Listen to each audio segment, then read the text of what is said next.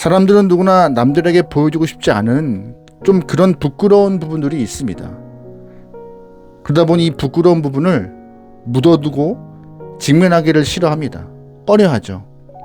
하지만 이 부끄러운 부분이나 이 문제가 되는 부분에 대해서 직면하지 않고 그냥 방치해두면요, 썩고 문드러져서 나중에 손쓸 수 없을 만큼 심각한 상황에 놓이게 됩니다.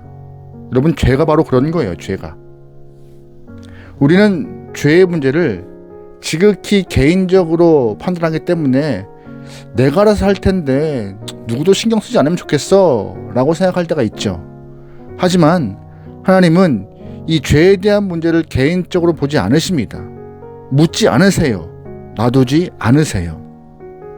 철저하게 드러내시고 조금 불편하더라도 직면하게 하여서 해결점을 찾도록 하십니다. 왜냐하면 이 죄의 확산성 때문입니다. 죄는 개인이 비밀스럽게 저지른다고 하지만 이 확산성 때문에 어느 순간 공동체에 피해를 주고 공동체를 무너뜨리기도 해요. 그래서 죄는 개인적이라고 말할 수 없는 것이고, 부끄럽다고 해서 묻어두거나 방치하거나 그냥 놔두면 안 되는 것입니다. 오늘 호세아 2장에서 하나님은 이스라엘 백성들의 죄를 공론화하라고 말씀하세요. 2절 말씀이에요. 고발하여라. 너의 어머니를 고발하여라. 그는 이제 나의 아내가 아니며 나는 그의 남편이 아니다.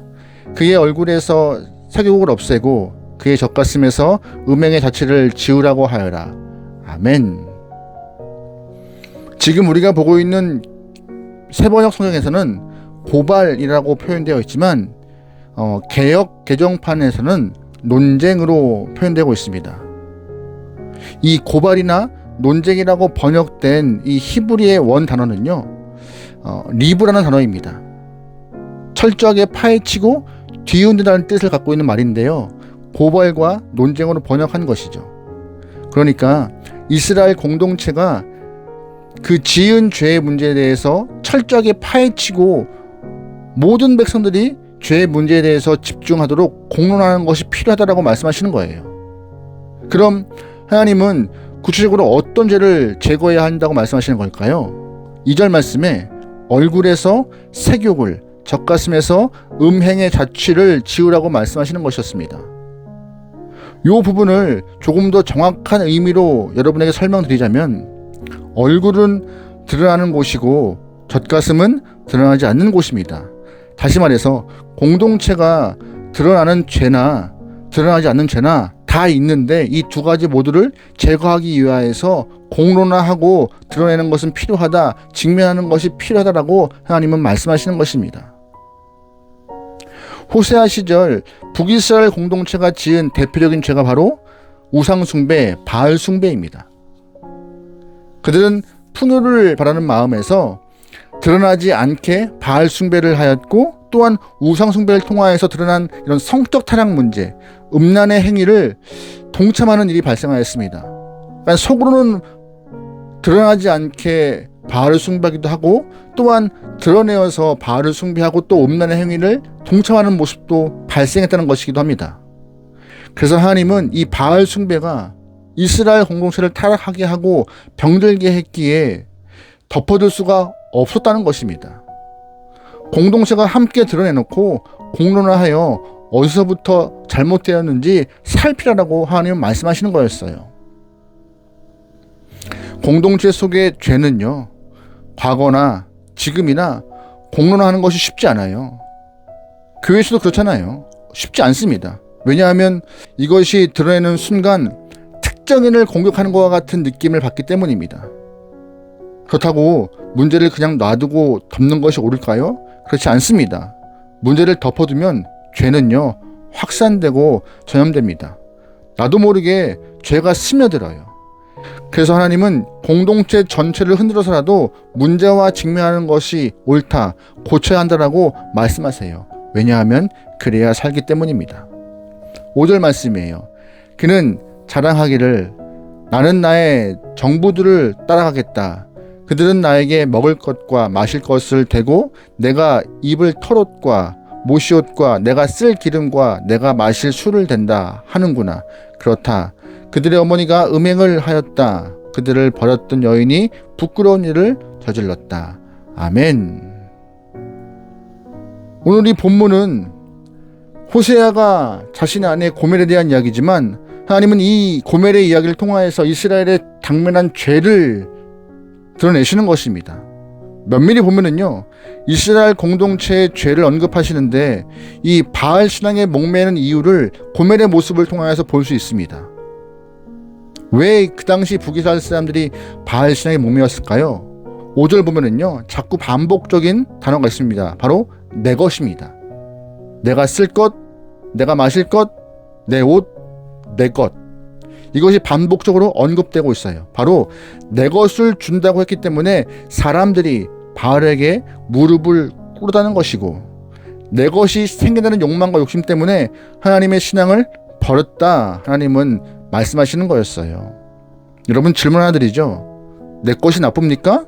아닙니다. 하지만 잘 기억해야 할 것은 하나님은 당시 이스라엘이 시작할 때 개인의 것을 주신 적이 없으십니다. 하나님은 이스라엘 사람들에게 개별적인 재산이나 땅을 하나님은 이스라엘 사람들에게 개별적인 재산이나 땅을 주신 적이 없어요. 출애굽 이후 가나안 땅에 들어가서 그 땅을 나눌 때 개인별로 그 땅을 주지 않으셨습니다. 지파별로 땅을 주셨고 지파가 공동체가 되어서 존재하기를 원하셨습니다. 그런데 문제는 사람들이 내 것을 주장하면서 공동체가 급격히 무너지고 공동체성이 희박해졌다는 것입니다. 그런 상황에서 바알 신앙이 내 것을 보장할 테니 나와서 무릎을 꿇으라 라고 하는 것이었어요. 여기서 이스라엘 사람들이 풍요의 신, 농경의 신 바알에게 넘어갔습니다.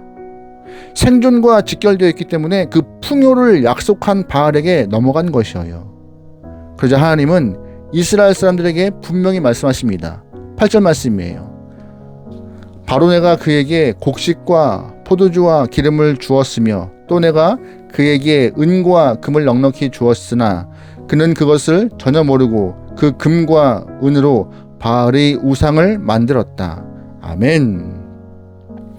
하나님은 이스라엘 사람들에게 분명히 주셨음을 말하고 있습니다. 내가 안 준 거 없어. 다 줬어. 곡식과 포도주, 기름 다 줬어. 은과 금도 다 줬어. 하지만 그것 가지고 너희가 다른 데 썼어라고 정확히 말씀해 주신 것이죠. 그것을 잊고 있었는데 끄집어내면서 기억나게 하신 것입니다.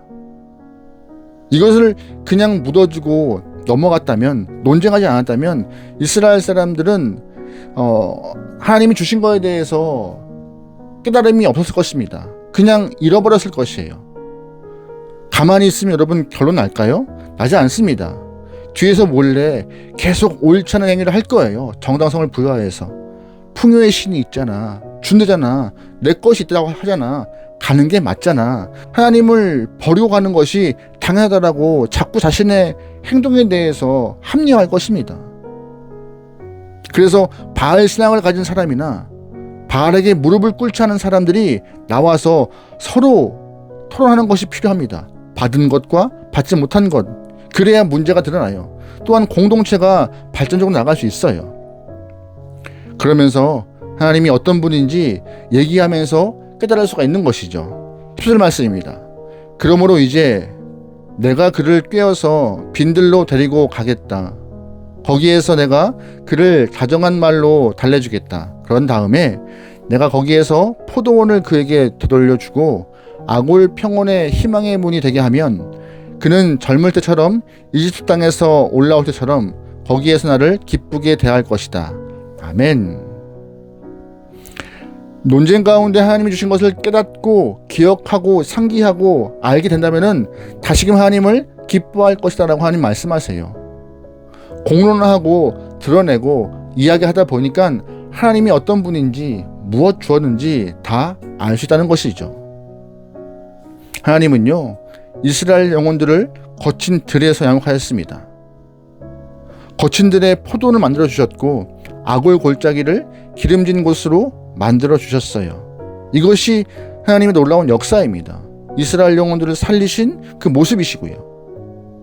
하나님은 이스라엘 백성들을 출애굽시킨 이후에 40년 동안 거친 광야에서 헤매게는 하셨지만 굶기신 적은 없으세요. 하늘에서 만나와 메추라기를 보내셨고 반석에서 물을 나게 하셨으며 더울 때는 구름 기둥으로 가리시고 사막의 추위는 불 기둥으로 막아주셨어요. 하나님 한 분만 믿으면 거친 들이든 악올 골짜기든 가리지 않고 하나님이 책임지시고 돌보시는 것이 경험되어졌다고 하나님은 말씀하고 계신 것입니다. 자꾸 드러내야 하나님이 하신 일을 잊지 않을 수 있습니다. 논쟁하고 직면해야 지금의 문제를 올바르게 이끌어갈 수 있는 것입니다. 누구에게 이끌어가요? 하나님께로요. 오늘 우리에게 일어날 수 있는 수많은 문제들, 특히 이 죄의 문제 외면하지 마시고 놔두지 마시고 주 앞에 갖고 나오시죠. 나에게 왜 이런 문제가 일어나는지, 가정에 왜 이런 어려움이 있는지 직면하면서 주 앞에 서야 하는 것이 성도의 기본 모습인 거예요. 그래야 답을, 그래야 해결점을 찾을 수 있습니다. 우리가 말씀 앞에 문제를 드러내기만 하면 하나님은 우리를 생명으로 인도하실 것입니다. 여러분, 그러기에 숨기거나 방관하거나 놔두거나 직면하기를 꺼려하지 않고 주 앞에 다 드러낼 수 있는 정직한 주의 영혼 되기를 주의 이름으로 축원합니다. 아멘. 기도하시겠습니다. 하나님, 우리를 선한 길로 인도하실 주의 은혜를 믿습니다. 그러기에 주 앞에서 숨기지 않고 다 고백하여 가장 좋은 답을 얻을 수 있는 하나님의 영혼들에게 인도하여 주시옵소서. 주의 뜻을 알고 죄를 드러내며 부족한 부분과 죄된 부분을 다 고쳐서 아버지 앞에 바르게 쓰기 원합니다. 내 뜻이 아니라 아버지의 뜻으로 살아내어서 주 앞에 온전히 쓰기 원하오니 우리가 직면하는 과정 가운데 아픔이 있고 슬픔이 있고 조금 괴로움이 있다 할지라도 싸매시고 덮어서 이전보다 더 건강한 모습으로 우리를 이끌어가 주시옵소서. 모든 걸 맡기오며 예수님의 이름으로 기도합니다. 아멘.